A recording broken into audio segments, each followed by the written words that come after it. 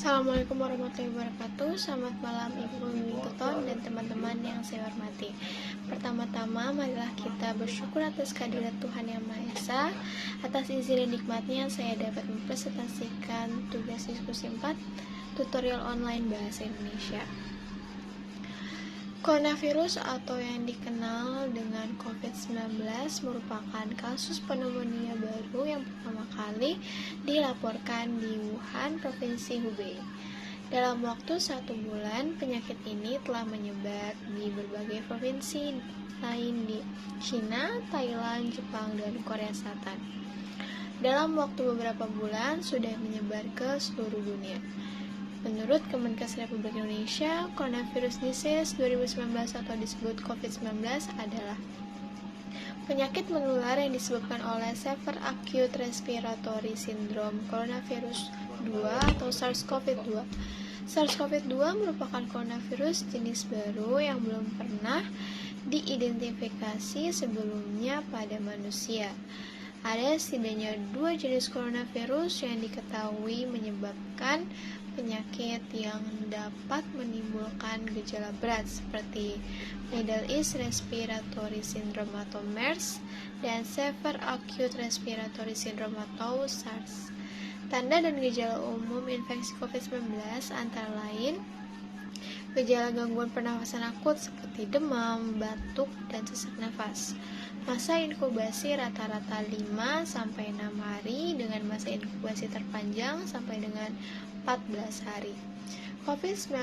Pada kasus COVID-19 yang berat dapat menyebabkan pneumonia, sindrom pernafasan akut, gagal ginjal, dan bahkan kematian. Menurut Kemenkes Republik Indonesia tahun 2020, transmisi SARS-CoV-2 dapat terjadi melalui kontak langsung, kontak tidak langsung, atau kontak erat dengan orang yang terinfeksi melalui sekresi seperti air liur dan sekresi saluran pernafasan atau droplet. Saluran pernafasan yang keluar saat orang yang terinfeksi batuk, bersin, berbicara, ataupun bernyanyi. Penularan COVID-19 atau COVID-19 dapat terjadi di mana saja, terutama tempat yang terdapat banyak orang berinteraksi sosial, seperti tempat kerja, tempat ibadah, pusat perbelanjaan, dan tempat wisata, juga lingkungan sekolah yang banyak terdapat anak-anak. Pemerintah Indonesia melalui Presiden Joko Widodo secara resmi mengumumkan adanya pasien pertama yang terinfeksi virus corona pada 2 Maret 2020. Saat itu, pada hari Senin 2 Maret 2020, Jokowi mengumumkan 2 kasus pertama COVID-19 yang merupakan seorang ibu berusia 64 tahun dan putrinya yang berusia 31 tahun. Diketahui bahwa kedua pasien ini tinggal di Depok, Jawa Barat. Salah satu dari kedua orang tersebut memiliki riwayat kontak dengan orang Jepang yang ternyata positif terinfeksi COVID-19. Dampak COVID-19 terjadi pada banyak hal, antara lain dampak bagi masyarakat seperti pembatasan sosial oleh pemerintah saat keluar rumah harus menggunakan masker. Dampak terhadap ekonomi, banyak pelaku usaha yang mengalami penurunan keuntungan bahkan sampai mengalami gulung tikar, dan banyak tenaga kerja yang di-PHK. Dampak pada pendidikan, hampir seluruh universitas dan sekolah ditutup sementara, sehingga kegiatan belajar dan mengajar dilakukan secara online. Dampak pada pekerjaan juga hampir sama dengan pendidikan.